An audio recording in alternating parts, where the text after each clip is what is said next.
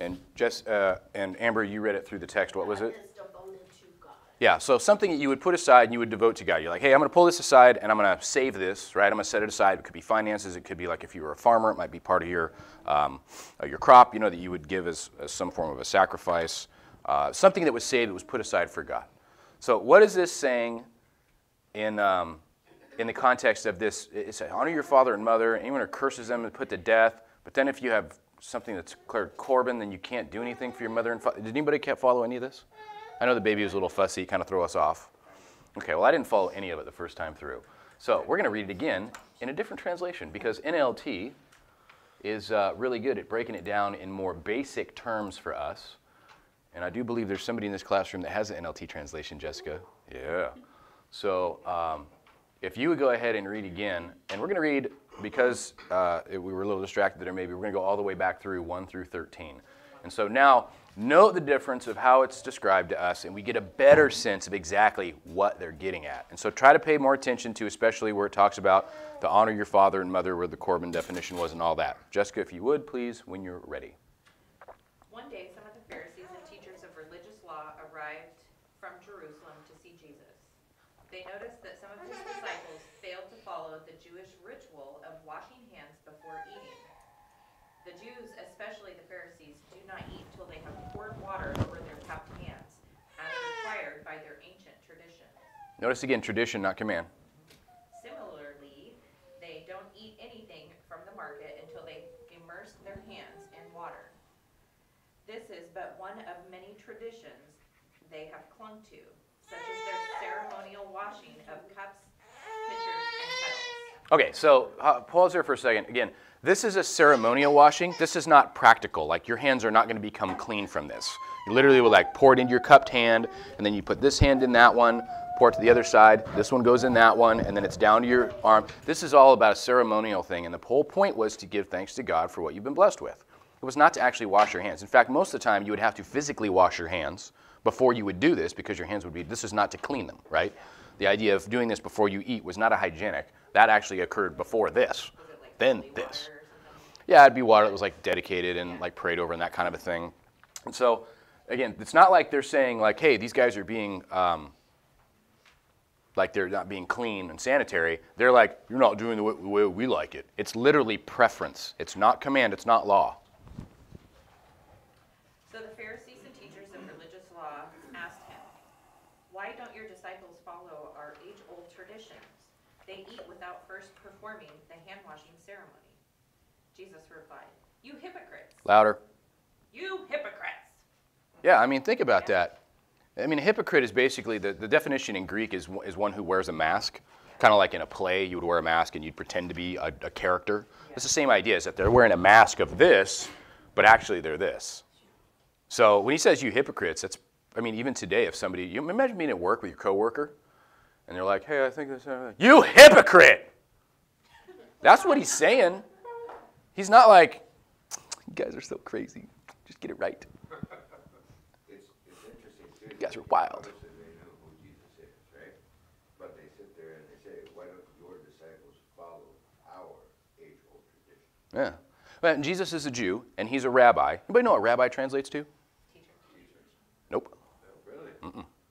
It is commonly used as teacher in the context of talking about what Jesus is here to do, because he is a teacher and he is a rabbi, but rabbi does not translate to teacher. Mm-mm. I didn't know this either. I had to look it up. It translates to my great one. So a rabbi, you would call somebody rabbi who you studied under, and when you would say it, you would be like, my great one. In other words, you're greater than me. You're master of this, master of the word, master of the law, master of whatever. I'm receiving this from you. Rabbi is a form of real high respect. You would say this is, if you were, you'd be coming up within this kind of teaching in the law, and maybe you were going to be a priest or something like that. Rabbi is a very formal and very highly respected way to refer to somebody. And so you'll notice in certain cases when people refer to Jesus as rabbi, you need to keep that in mind, because if they aren't studying under him or believing what he says, commonly that can be sarcasm. Because remember when Joseph and his brothers, when they were like, "Oh, here comes that dreamer." Well, that word actually translates to dream, like master of dreams. Like, here comes Dream Master, what do you got for us? You know, like they were being snarky about it. You know, there's snarkiness there. The Bible's really, really clear about when people are being snarky, right? So when you see people call Jesus teacher or rabbi, that word is used interchangeably. Remember, it translates to my great one. So my great one, tell me, you know, like that. You know that there's some of that in there. And the Pharisees were pretty snarky right off the hop. So like, there you go. So now, please read it again with some spice in it. Hypocrites! That's right. There you go. Isaiah was right when he prophesied about you, for he wrote, "These people honor me with their lips, but their hearts are far from me. Their worship is a farce, for they teach man-made ideas as commands from God. For you ignore God's law and substitute your own traditions." Then he said, "You skillfully sidestep God's law in order to hold your own traditions. For instance, Moses gave you this law from God: honor your father and mother, and anyone who speaks disrespectfully of father or mother must be put to death." Okay, stop there for a second and let's go back. Honor your father and mother. We all know that, right? That's one of the good commands. There's a particular set of commandments that this is in. Anybody know what it's called? There's 10 of them.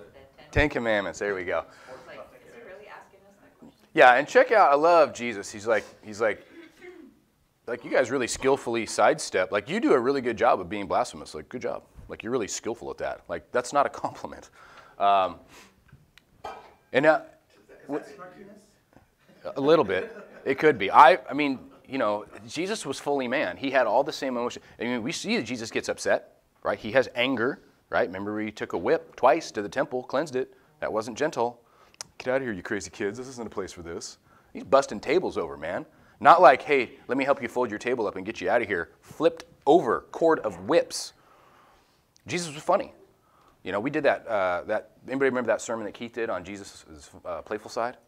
You know, that was good. I love that part where at the end, after the disciples, he's like, throw your nets on the other side of the boat, and they pull it up.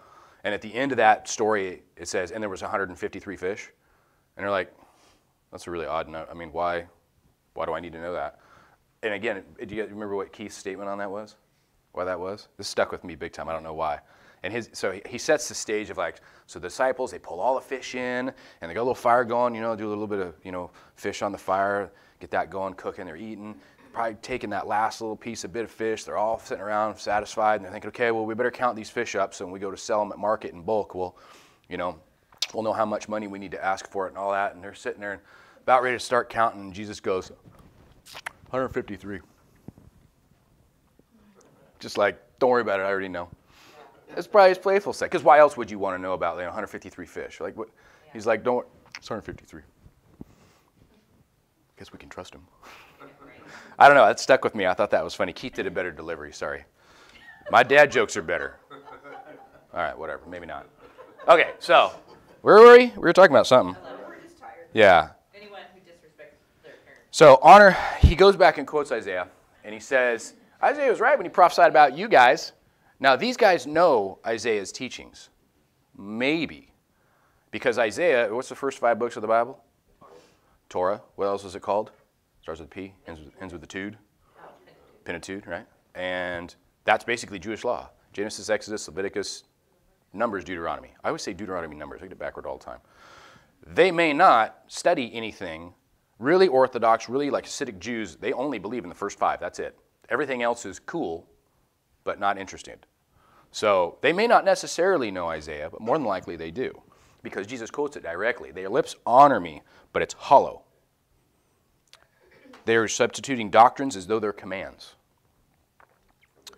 Their own, which is a foundation for legalism. That's where you start to draw that line. And that's where you get real dangerous. And if you're not towing the line of legalism, you're probably not being honest with yourself in some area of your life, not everywhere. They reject the commands of God as though adding your own preferences in replace of God's commands isn't bad enough, or to add it in. Now you're rejecting what he says, and you're like, but I like it this way. You're literally creating religion, and you've lost all your faith, because now it's legalism and it's my way legalism. It's no moral hardline anymore. Moral relativism is where that starts from, and then you just create whatever doctrine feels good to you because it's your way. That's where you have to be really careful of that. Well, they don't do service the right way. They need more hymns. That's a preference. That's not a command. I know it wouldn't be bad, but I mean, think about that. Where does preference show up where it's not a biblical command? If it's a biblical command, I don't have much flexibility on it. You know, treat others kindly. That's a biblical command. Yeah, okay. There's not a lot of flexibility for that. It doesn't mean make yourself a doormat and let people harm you. It's not that. That's different. But it is to say, should you love your neighbor? Be kind to people. Look after one another. Let your yes be your yes and your no be your no. That, I don't have a lot of flexibility on that. But how we do service, that's preference. There's flexibility there. That's preference. These guys had preference. Nathan, you said it. Selfishness. Root of most sin. Almost all sin is basically selfishness. Me. The root of this sin is absolutely selfishness. Preference. We have to get past our preferences to understand where there's biblical foundation that's important. I won't flex on those, but preference can flex. Doesn't mean I'm excellent at it. It means I recognize the need. Okay. Keep going, Jessica, pretty please. But you say it is all right for people to say to their parents, sorry, I can't help you, for I have vowed to give to God what I would have given to you. In this way, you let them disregard their needy parents. And so you cancel the word of God in order to hand down your own traditions. And this is only one example among many others. I like that too. He's got like, yeah, you want some more? You need some more hypocrisy? Because I got a whole bag of it here for you. Like, I love Jesus like that. But he says, so that was what that Corban was. So if you were to set something aside and consecrate it toward God, and then somebody had need, and you're like, ooh, can't help you, this is for God. He's like, you've missed it. You've missed it. You're in legalism now because you're all about the tradition. You're all about the doing of the thing. You're all about the letter of the law, and you have missed the spirit of caring for one another. Ooh, this is for God. I can't help you. Sorry, man. I know you're hungry, but got to give this to God. I'm sure it's really important to him. He needs it. He needs it. Oh, crazy. I love Jesus. So we are at, 13, and an example of many others. Okay, so that finishes off that section with that. Does that make more sense now? We understand the honor your father and mother, but if they disregard a deck, and then if you have Corban, but then not that. That was the idea. Just because you have something set aside and consecrated to God, don't let your neighbor go hungry. Like, where, do you not get the idea of what I'm trying to communicate down to you people? You know, this is Jesus talking to us, not me. You get the idea. Okay, stalled out there, sorry. Verse 14, let's keep going. Me? I don't know, do you want to? Okay, keep going then. Yeah, why not? We'll go through a little bit more and then I'll have somebody else jump in around. Yeah. Then Jesus called to the crowd to come and hear.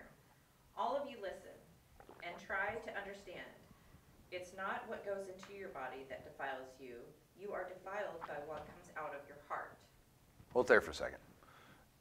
I love that statement. Do you know what he's foreshadowing? Yeah. Well, he says it won't defile you. Doesn't mean it's good for you. She's like, God says I can have Taco Bell. It's not quite what that's getting at, but. So Jesus is now foreshadowing the idea that there is no more unclean food. Okay, so from the Jewish perspective, right, because that's who he's talking to. Jesus is a Jew. From the Jewish perspective, we have unclean food, and then consequently we also have clean food. The Jews were God's chosen people, therefore, by extension, there must be an unchosen people. Who's the unchosen people? Gentiles. Gentiles, I am not here for you. Yeah, does that sound offensive? Anybody offended yet? Don't worry, I'll get to you. Yeah, everybody having fun? I'll fix that. All right. So he's foreshadowing the fact that it's not that what goes into your body defiles you, it's what defiles you comes from your heart. There's a saying that goes, and I think it is absolutely spot on, the mouth is the overflow of the heart. You got anger coming out of you all the time, it's because it's in here. You got goofiness coming out of you all the time, it's because it's in here. Whatever you got love coming out of you all the time, it's because it's in here. Whatever's coming out here is probably the overflow of this most of the time. Granted, we all have our moments of, the ego gets away and you get a snap and you upset and whatever like that, and maybe it's not your daily. But if you're curious about what's in your heart, look at what's coming out of your mouth on a consistent fashion. And if you're not sure what it is, ask the people around you. I promise you, they will tell you.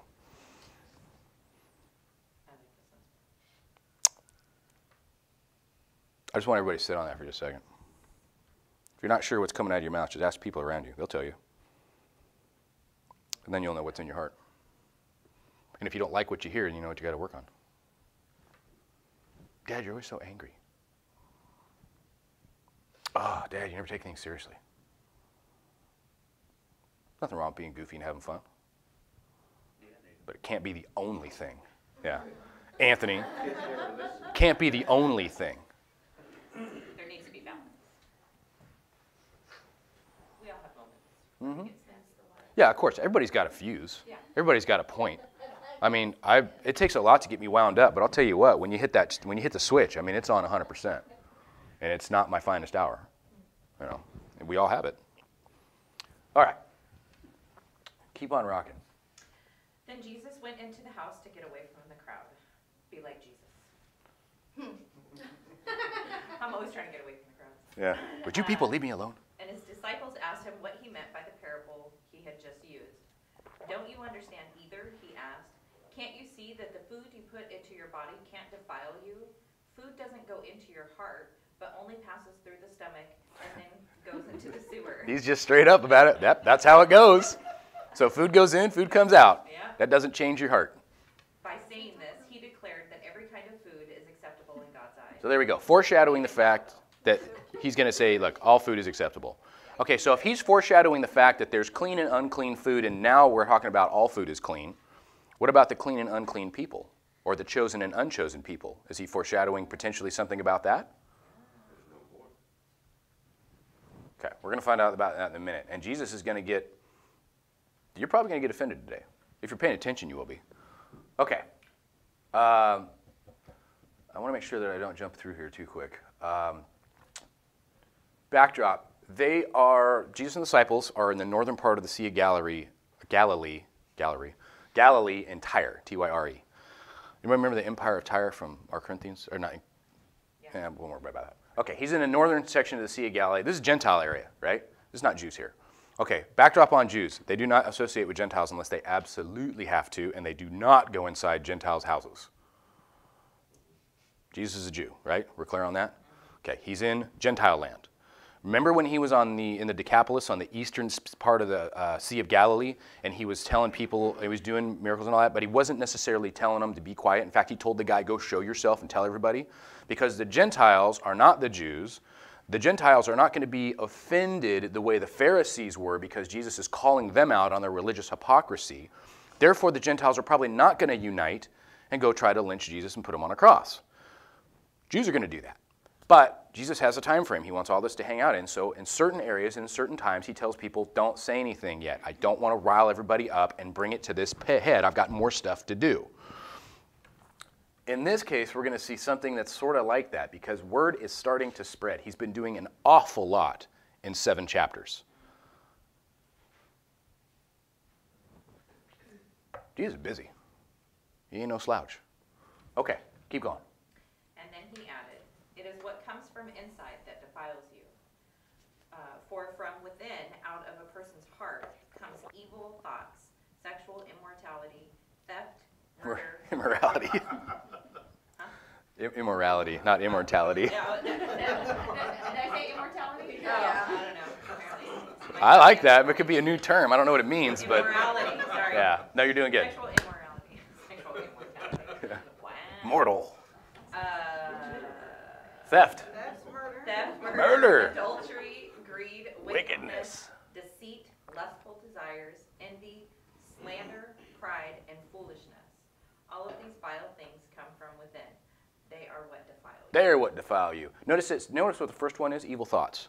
Every sin that we have starts with some form of evil thought. Selfishness is ultimately an evil thought. That's not to say you don't take care of yourself and that you just let yourself become a doormat to the world. That's not it at all. It's to say that certainly you need to care for yourself, but if that's all that we're doing, and it's just 100% rooted in selfishness and self-centeredness, then we're missing what we need to be doing. We need to be trying to help other people, every now and then at least. Maybe more so. Jesus was helping people all the time. Okay, food goes in your body, doesn't defile you. So everything's pretty much clean. Doesn't mean it's allowable for us to eat. Doesn't mean it's a good idea. I have a personal bend against eating eggs. I think they're gross. It doesn't defile you if you do. I just think it's gross. And I think God's looking down at us going, what are you doing with that? That's my view. I could be wrong. Yeah, it was like delicious. Eggs are grody. Grody. And you can eat Taco Bell if you want to. It doesn't defile you. It doesn't mean that it's nutritious for you. That's different. There is a study done at Taco Bell. I don't even want it. That's like saying this is the least poisonous poison. Ooh, it's delicious. Yeah, you're dang right, I'm still gonna eat Or it. things that claim that it's all natural ingredients, but it's got like, what did it have in it, formaldehyde? I don't know. Yeah. Oh my gosh. There was It some may not child's juice that defile said, you oh, on natural. the inside. Yeah. but the Ingredients state in will it. defile you and anyone else. That's true. A It is a natural natural- poison? It is a natural ingredient. It's a natural ingredient. Yes, yes. And all, even the synthetic stuff is all. It all came from here. Yeah. Back to the- So defilement versus good idea for you, two different things. We're talking about defilement in this case. Is it good for you? I don't know. That's up to you. You decide your health picture and what you want to eat. I won't eat eggs. You can have mine. Okay. Third, defilement, evil thoughts come from within. So again, it's a whole idea of what's in your heart is what's going to come out of you. It's going to come out of your mouth, probably going to come out of your actions. If in your heart you're selfish, you're probably not going to help people out very often. You're probably going to have a lot of selfish talk coming out of your mouth. Okay. Faith of a Gentile woman. Somebody else jump in and let's read that. We don't have to read NLT. In fact, if you have a different translation, let me know what it is. From here on out, it gets more simple, but I think NLT was a really good one for that previous section. I changed my version. Oh, are you NLT? I am. Okay. Oh, did you want to read here? Okay, that's fine. Whoever wants to. Okay, so hold on a sec here. Where are we? Faith of the Gentile woman. Okay, so again, we're in a Gentile region.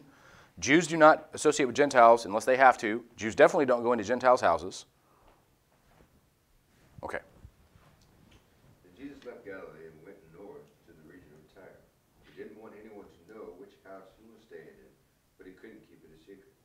Right away, a woman who had heard about him came and fell at his feet. Her little girl was possessed by an evil spirit, and she begged him to cast out the demon from her daughter. Since she was a Gentile born in Cyrene, that place, Jesus told her, "First I should feed the children, my own family, the Jews. It isn't right to take food from the children and throw it to the dogs." She replied, "That's true, Lord, but even the dogs under the table are allowed to eat the scraps from the children's plates." "Good answer," he said. "Now go home, for the demon has left your daughter." And when she arrived home, she found her little girl lying quietly in bed, and the demon was gone. Jesus left Tyre. Okay, hold on a second there. The demon was gone. Okay, so the faith of the Gentile woman. All right, let's take a back step real quick and take a look at this. What? Go ahead. Let's look at the exchange of how this all goes down. First things first. He didn't want anyone to know which house he was staying in. Why? Because it's not tradition for the Jews to enter the Gentiles. But we all know that Jesus is going to come to save both Jew and Gentile. Or you just wanted privacy. Maybe you wanted privacy. Right? Crowds are following him. Get away from the crowds. Possibly he's just being considerate about the people around him. If he's with a bunch of Jews and there are crowds following him, maybe he's like, maybe I won't cite up a big old rebellion or people get all upset and radical. Just keep it quiet for now. That doesn't happen. And this reflects he does remote healing now too. That's true, because not every single healing does he show up. And in fact, we had a conversation about this the other day. When is it that Jesus shows up and actually is present when a healing occurs? And why is it sometimes when he's like, go home, everything's taken care of, you're good to go? And it's back and forth. It occurs a couple of different times. In fact, even Paul at one point sends a handkerchief off that he blessed, and it's able to provide healing to somebody. Of course, it's not the handkerchief, right? We all get the idea behind that. But in this case, it is a remote healing. That's kind of interesting. We're going to get to that in a minute. You're just slightly ahead of my notes. You get top marks. All right. Couldn't keep it a secret. I mean, it's not that he couldn't miraculously keep it a secret. It's that in the realm of being a human, people are going to they're going to talk about what's going on. And there's miraculous things happening. I have a good joke about that in a minute. All right. But he couldn't keep it a secret. Right away, the woman heard about him and did what? Fell at his feet. So what's the first two things that we know about the woman? She has faith. Falling at his feet shows what? Whoops, I don't want that. Shows humility. Humility. She's a Gentile. He's not. He's Jewish rabbi, Jewish teacher, my great one. Okay.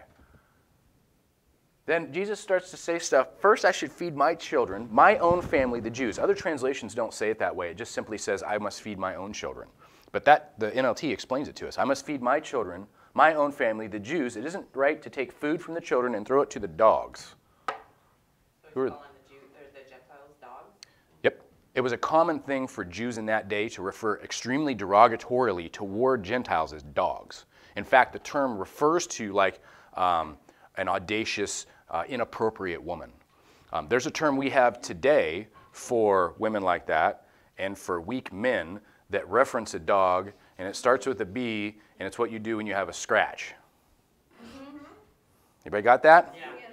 Okay, that's the same kind of word. It's the same word here. So this is extremely, really, really derogatory, to be honest. I mean, think of the last time you referred to any other person as a dog, and it was a good thing.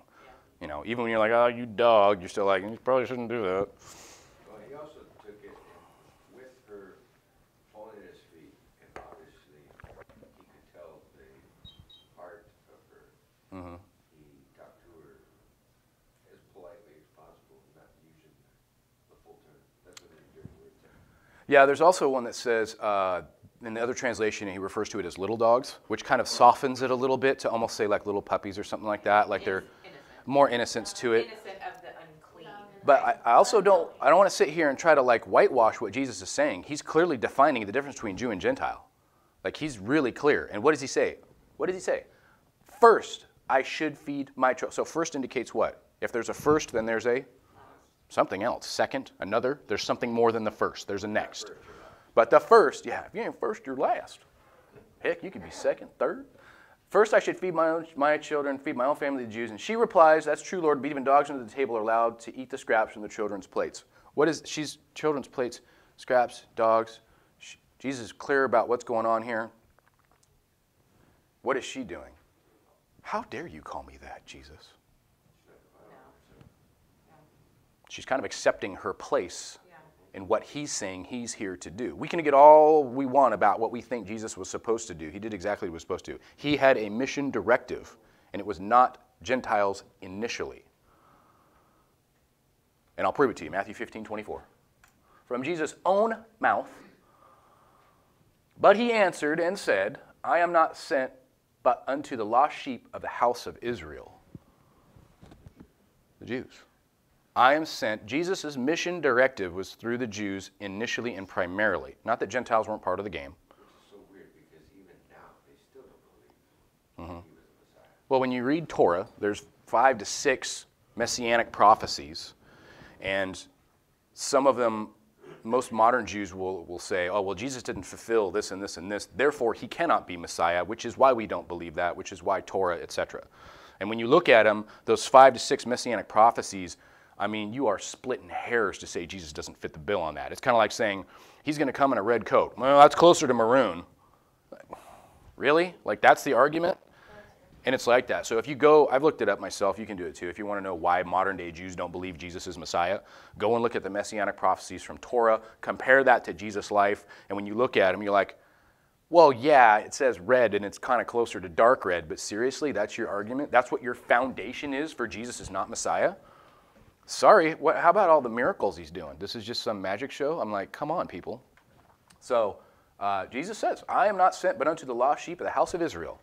So the whole salvation plan, it's not that it doesn't include Gentiles, it's that it doesn't start with Gentiles. It starts with Jews. That's why Jesus came to earth as a Jew, right? I mean, it'd be pretty hard to come as a Gentile and then like go and disrupt the Jewish community. They'd probably just kill you the first time you said something. That's why he came as a Jew. There's probably other reasons too. My tiny little human brain figures that much out. So,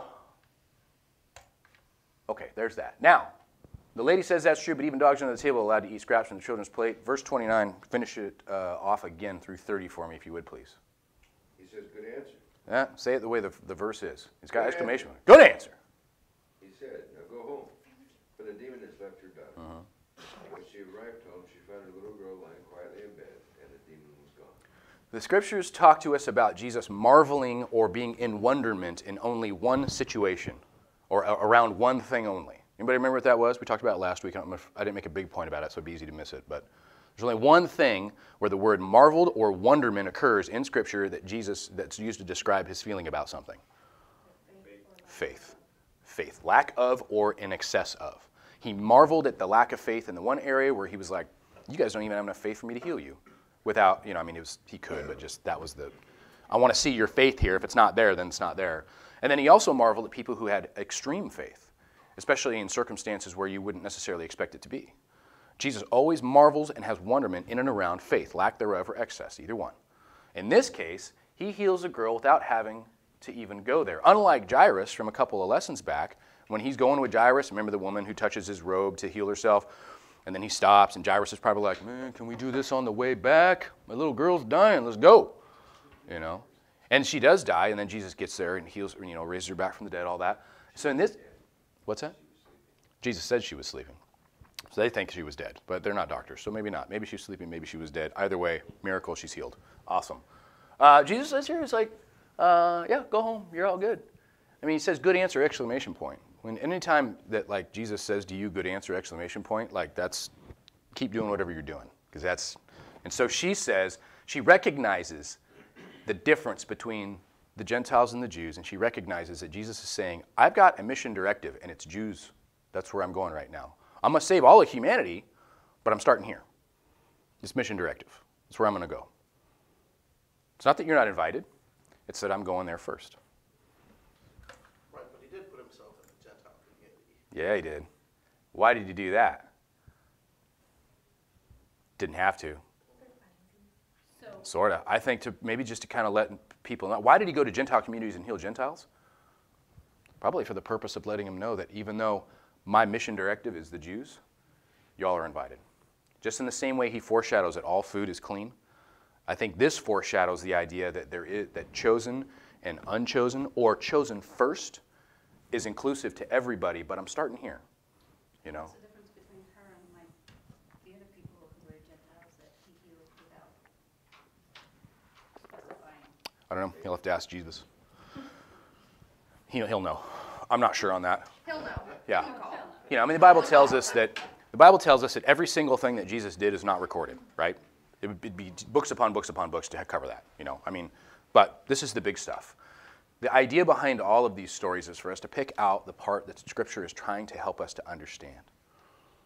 Part of it is that Jesus has got a mission directive. There is a purpose, a plan, there is a path. If you want to dig a ditch, you start at one end and you go to the other. You don't randomly start digging holes here and there and the next place and you've got a straight line and maybe you don't. You have a beginning and you have an end. Jesus has a mission directive, and there is a purpose that's going to come to fulfill all people. But right now, the directive is the Jews, and that's what he's saying here. Now, we're still in Gentile country, and we're going to heal a deaf man. This is going to be wild. I love this part. Okay, so I have a question for you real quick. Lay it on me. Can you show us how far it is from Tyre to Sidon and then the Sea of Galilee? 50 miles. 49.9. So he's north in Tyre. Then in this study, he's coming back down to the Decapolis. That's 10 cities that are part of the Roman Empire on the eastern seaboard. Sea of Galilee is 8 miles wide.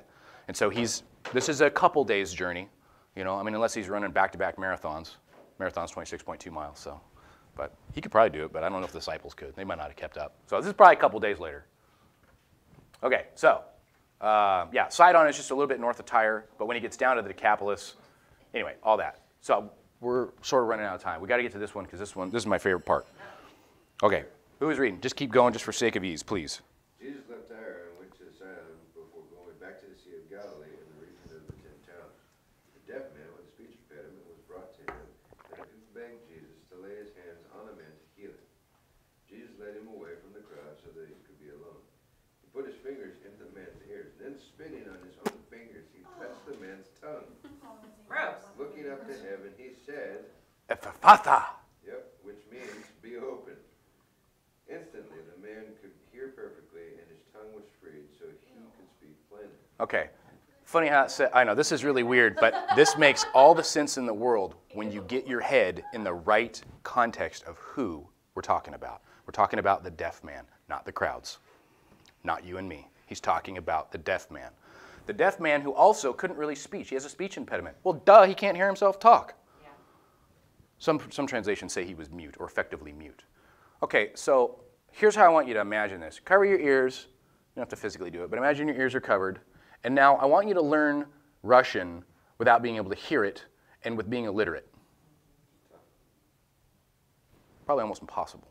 Learn another language without being able to hear it and without being able to read it. Can you imagine how frustrating that must have been to try to communicate with people what your needs are? Beyond the basics of I'm hungry or I'm thirsty or something like that, basic sign language, fine. You're trying to communicate your frustration, your anger, or how unhappy you are, or how it's not fair. I didn't do anything to deserve this. But that's trapped inside you. You can't get that out. He takes him away from the crowd so he could be alone, and he puts his fingers in the man's ears. Why doesn't he just pray over him? They're alone together. Why doesn't he just pray over him? Because he couldn't hear it. He couldn't hear it. Why didn't he just, and he's healed. Why not do that? Why even go through this rigmarole? Yeah. Well, because if he just was like, okay, you're healed, first of all, the guy wouldn't hear him say that. Second of all, if he just like snapped his fingers and did it, it wouldn't mean as much because he had to touch him to make sure that he knew that the miracle would happen. Yeah, I mean, how easy would it have been to be like, whoa, I can hear now. Maybe he did something. I don't know. I didn't hear him do anything. I didn't see him do anything. Jesus makes an intimate connection with him. He puts his hands in his ears to communicate to him, I know you have a problem hearing. He puts on his tongue, I know you have a problem speaking. This is for the blind man, or the deaf man, I'm sorry. This is not for the crowds. This is not for you and me. This is for this individual person, right where he's at. He touches his ears to say, I know you can't hear and you have a problem. And he touches his mouth to say, I know you can't speak and you have a problem. Because touch is the one thing that he can communicate with this man. He can't hear. Mm-hmm. He's in the north and Sidon. Northern side, okay, so he's not in Gentile country anymore. No, he is. He's in Gentile country. Why does it say? He's still got. Don't tell anyone. Yeah, hold on. We're going to get to that. Let's go back, though. He looked up to heaven and he sighed. I always imagine that he's like worn out, like, ugh. You're healed. Ugh, open. He sighed. It's the same word that's used in Romans when it talks about inward groaning. When he touched that man and connected with him, he received, experienced, felt all the frustration that man had in his life, not being able to speak and not being able to hear. He felt that frustration, his groaning, connected with that man. Yeah. He inwardly groaned in a painful, in a discomforting way. And then he said, he opened. He identifies with that man, he connects with that man where he's at, and the man was healed. And the man had no doubt who did it. It wasn't just some magical, I don't know, maybe just something got unclogged and now I can hear. No, it's Jesus on you. He makes a physical touch, he meets him where he's at, and he makes sure that he communicates with that man. Because he took him off to be alone. It wasn't for the crowds. And it's really, quite honestly, not for you and me. The reason he did it that way. The reason he did it that way is for the man. But it's really easy to be like, Jesus, you're weird. Why would you do that? That's gross. Touch his tongue, put it on my mouth.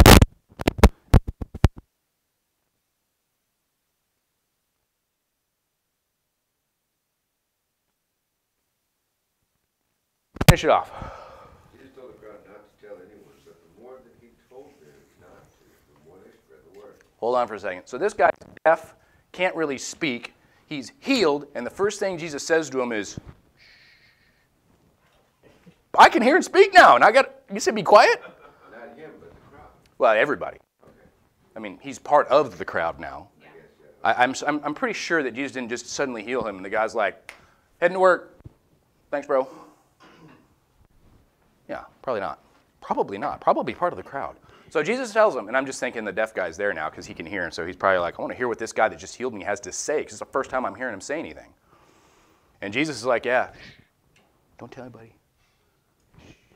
Keep on the down low. He's like, but I can speak now.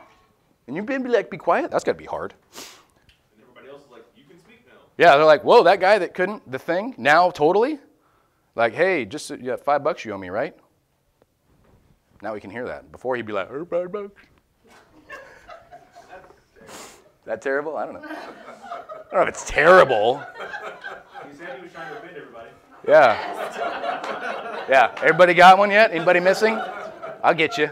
I'll get you. All right, keep going again. Finish it off at 37.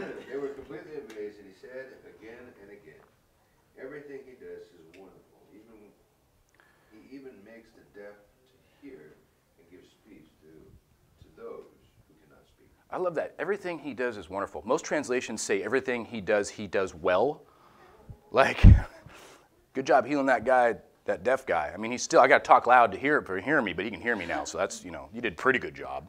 Like, no, he could hear perfectly. It was okay. Yeah, he's like, not bad, Jesus. I mean, like, I'm like, hey, yeah. And then he can hear it. No, he's like, perfect. I love that in Jesus. He does things really, really well. Everything he does is wonderful. Everything's done well. That's pretty cool. Never completely amazed, said again, does wonderful, deaf to hear, gives speech to those who can't speak, and he tells everybody don't say anything, and yet they go spread all the news. So why is it earlier when he was in the Decapolis, he's all like, yeah, go tell everybody, right? The demon-possessed man who would break all the chains and all that guy, and he's like, hey, it's all good, go ahead and tell everybody you want to tell. Now he's like, no, don't tell anybody.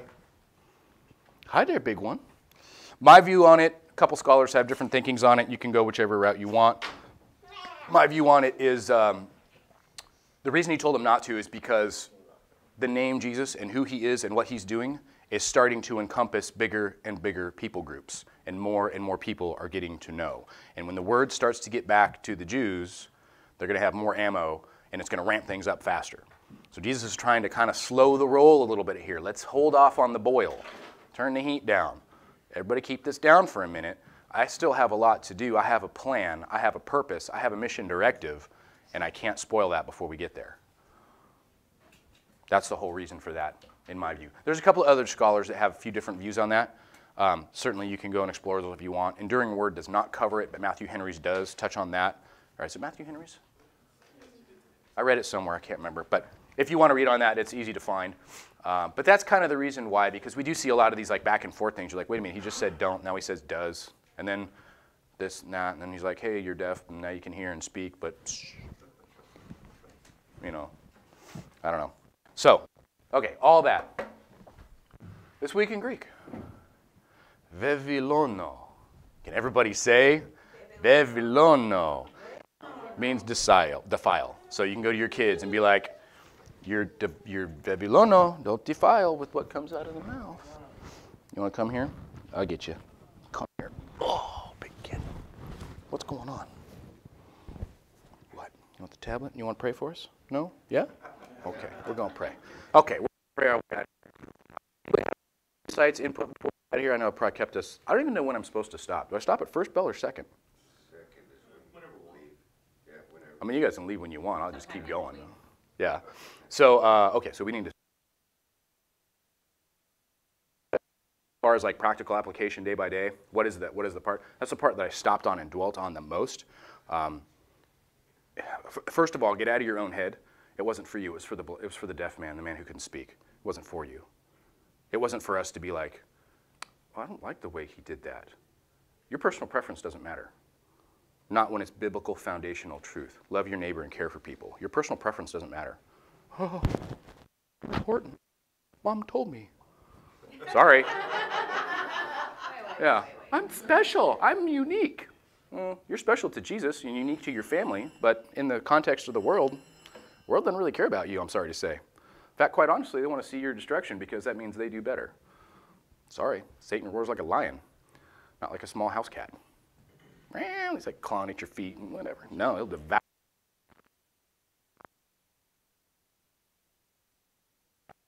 And all that, if something resonated inside you and connected that you know, yeah, okay.